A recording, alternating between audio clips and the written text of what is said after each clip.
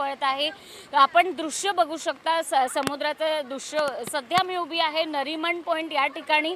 समुद्रात जे आहे उंच लाटा या ठिकाणी येत आहेत आणि नागरिक आणि इकडचे स्थानिक नागरिक पर्यटक जे आहेत तेही सुद्धा पावसाचे आनंद घ्यायला इथे पोहोचले आहेत।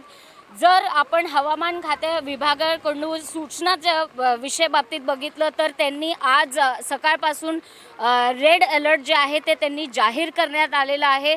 महानगरपालिका कडून काही हेल्पलाईन नंबर सुद्धा जाहीर करण्यात आलेला आहे आणि आज रेड अलर्ट आहे म्हणूनच आयुक्तांकडून सुद्धा अशी माहिती समोर येत आहे की आज शाळेची सुट्टी त्यांनी आज जाहीर करण्यात आलेला आहे।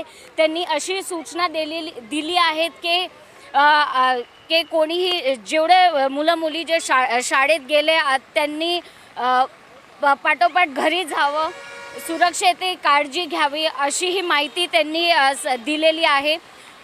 पालिकेने आणि प्रशासनाने अशीही माहिती दिली होती की नागरिकांनी सतर्क राहावं, काळजी घ्यावं आणि गरज पडत असेल तरीच घराच्या बाहेर पडावं। पण तरी तुम्ही स्वतः आपण दृश्याच्या माध्यमातून बघू शकता नागरिक जे आहे आणि काही स्थानिक लोक जे आहे मोठ्या संख्येने इथे आनंद लुटायला नरीमन पॉइंट या ठिकाणी पोहोचलेत। आपण त्यांच्याशी थेट बातचीत करून जाणून घेणार आहोत। सर, काय सांगणार आहात? काय सांगणार आहात? क्या कहेंगे आप? आज क्या कहेंगे, मौसम बहुत अच्छा है और रेड अलर्ट है, फिर भी आप आज आए। मैडम, अच्छा लग रहा है, बहुत अच्छा है। बारिश, बहुत दिन के बाद बारिश हो रही है मुंबई में, बहुत अच्छा लग रहा है। आपका नाम कहाँ से? किशन कुमार यादव, हम यूपी से है, जौनपुर जिला से। आपण अजूनही काही लोकांशी बातचीत करण्याचा प्रयत्न करणार आहोत। सर, काय सांगणार आहोत? आपण कुठून आलात तुम्ही? मैं बनारस से हूँ, मेरिन ड्राइव में आया हूँ। यहाँ बहुत बारिश हो रहा है, मौसम बहुत ही अच्छा है यहाँ पर। आज रेड अलर्ट जाहिर किया गया है, फिर भी आप आज हाई टाइड भी आने वाला है, फिर भी आप आज समुद्र पे आए हैं। नहीं, हाई अलर्ट जारी जरूर हुआ है, मैं थोड़ा सा सावधान रहना है। यहाँ पे बहुत ही ज़्यादा बारिश हो रही है। सर, आप क्या कहेंगे? इनसे हमारे भाई से बात कीजिए, बताइए जल्दी। काही लोक जे आहे, काही युवक जे आहे तेही सुद्धा या ठिकाणी आलेत। आपण त्यांच्याशीच बातचीत करून जाणून घेणार आहोत। सर, क्या कहेंगे? आज रेड अलर्ट जाहीर करण्यात आलेला आहे तरी सुद्धा देखील तुम्ही पावसाचा आनंद घ्यायला इथे आलेत। सो लाईक पावसाचा आनंद घ्यायला तेव्हाच मजा येईल जेव्हा पाऊस खूप जास्त येईल।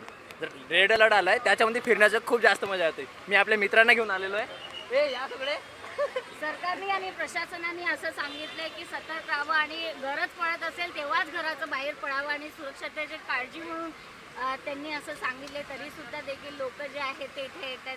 काय सांगू? बघा, सगळ्या लोकांना हे सांगितलेलं आहे सरकारने, ते खरं चांगलं आहे आपल्यासाठी, पण तरी पण आपण लोक येतो त्याचं आपली चुकी आहे। बट मनाची शांती बोला किंवा एक खूप चांगलं व्ह्यू, कारण या दिवसात खूप कमी लोक बाहेर येतात। मग मला तरी असं वाटतं की या दिवसात फिरणं किंवा थोडंसं या विजीला नाही पण खूप घराजवळ किंवा फॅमिली फ्रेंडसोबत फिरायला एक चांगला टाईम आहे।